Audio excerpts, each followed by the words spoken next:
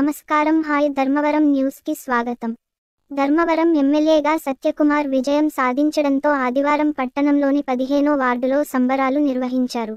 BJP నాయకుడు గిర్రాజు Nagesh, TDP నాయకులు, కార్యకర్తలు, చేనేతలు నేసేపేటలో విజయోత్సవ ర్యాలీ నిర్వహించారు. గిర్రాజు నగేష్ మాట్లాడుతూ 15వ వార్డులో అత్యధిక మెజారిటీ సత్యకుమార్ లభించిందన్నారు. బొడ్రాయి వినాయకుడు ఆలయం వద్ద 101 కొబ్బరికాయలు కొట్టారు.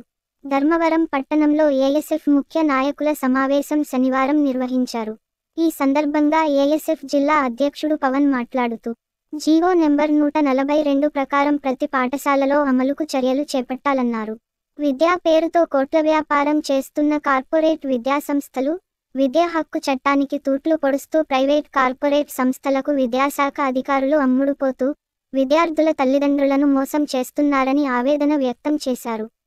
సోషల్ మీడియాలో రెచ్చగొట్టే పోస్టులు పెడితే కఠిన చర్యలు తీసుకుంటామని శనివారం శ్రీ సత్యసాయి జిల్లా ఎస్పీ మాధవరెడ్డి హెచ్చరించారు. కౌంటింగ్ అనంతరం వాట్సాప్, ఫేస్బుక్, సోషల్ మీడియాలలో కొందరు రెచ్చగొట్టే విధంగా పోస్టులు పెడుతున్నట్టు సమాచారం వస్తోంది. అలాంటి పోస్టులకు స్వస్తి పలకాలని పేర్కొన్నారు.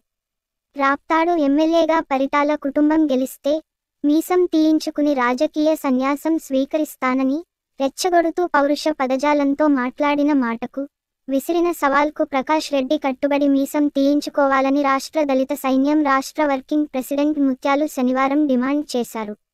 సోమవారం సాయంత్రం లోపు ప్రజలకు బహిరంగ క్షమాపణ చెప్పాలని, లేని పక్షంలో సోమవారం ప్రకాష్ రెడ్డి ఇంటిని ముట్టడించే కార్యక్రమం చేపడతామని అన్నారు.